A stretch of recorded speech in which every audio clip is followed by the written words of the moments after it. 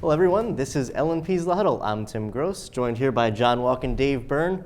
Guys, it's cooling down, it's in October. Playoff races are heating up in high school football. It's week 7 like we said, and we've got some games to talk about. So let's start with our game of the week. Pequea Valley at Lancaster Catholic. The Braves are 4-2 coming off a week off because they played at that weird week 0 game. Lancaster Catholic 3-3, and the Crusaders had a pretty big win against Elko last week. So you think with these two teams so close in the district power rankings, how do you see this one playing out? Well, I like the Crusaders, and I'm not just saying that because junior wide receiver David Cook will call me out if I pick otherwise. And here's why I say that. Earlier in the year, we saw Lancaster Catholic. We thought they were going to be pretty good as they progressed through the season, and they have done that. But my thing was Brian Downey was just doing too much as the quarterback, and that's fine, but I just felt like everything was thrown on his shoulders. They're kind of a one-sided offense, which is fine too. But if you take away the passing game, they really didn't have that much. And then these last 2 weeks, they've really exploded.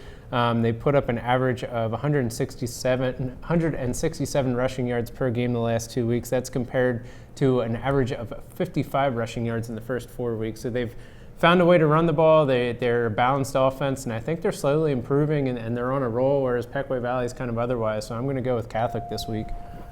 Yeah, I didn't know what to make of this. It's the number 1 and number 2 defenses overall in the section. Pequea number 1, Catholic number 2. But Pequea is last in the section in passing defense, which kind of is a big red flag for me because Brian Downey can wing it a little bit. So I'm kind of leaning towards Catholic. What the heck?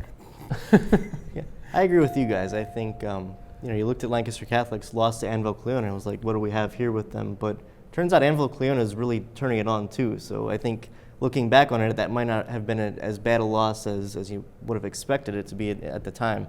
So I think they're really kind of getting momentum. They got a lead against Elko. They led 21-7 at halftime last week. So I think that was a big step for them. And I think they'll kind of continue that momentum, whereas Pequea Valley might have trouble getting it together quicker because of the off week last week. So I'm picking Lancaster Catholic.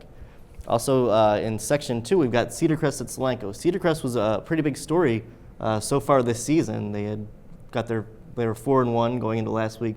Lost to Cocalico.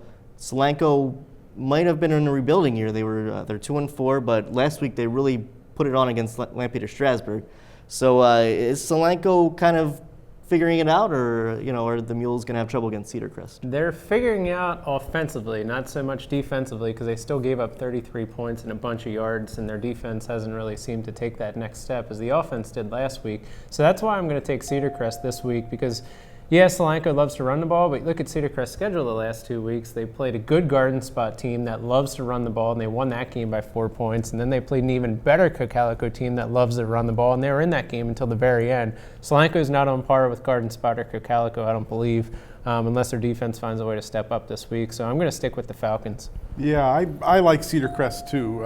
Justice Bellarmine, he can really run the rock. And I just think he's going to control the game. Solanco's coming off a stop the bleeding victory. Cedar Crest is coming off a loss. They're going to be looking to make a statement, and I like the Falcons. Yeah, Cedar Crest really hung in there against Cocalico last week, which was pretty impressive. The steps they've made defensively and all around just to stay in those games and put themselves in a pretty decent position going down the stretch here. I think they continue that, and after Solanco really made a point and they really turned it on against teams late in games last week, they didn't let up at all.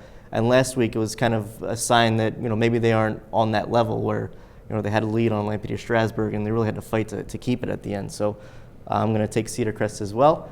Those are our picks. Be sure to tune in every Thursday afternoon and check out LancasterOnline.com every Friday night for all our coverage from the LL League football scene. Thanks for tuning in.